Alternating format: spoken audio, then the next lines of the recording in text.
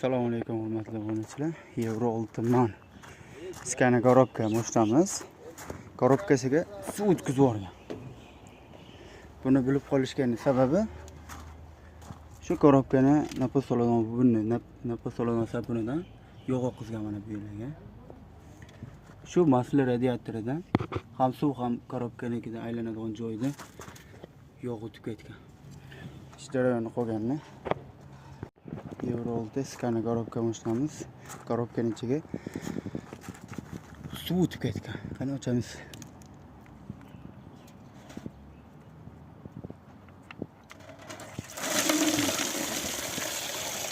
Korobkasini ochamiz mana yo'q chiqishi o'rniga suv chiqadi.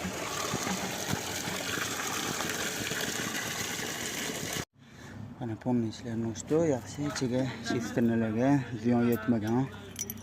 Hozir xotir oldida hech Yaxshi holatda. qo'yda achangan. Ne bu deydi?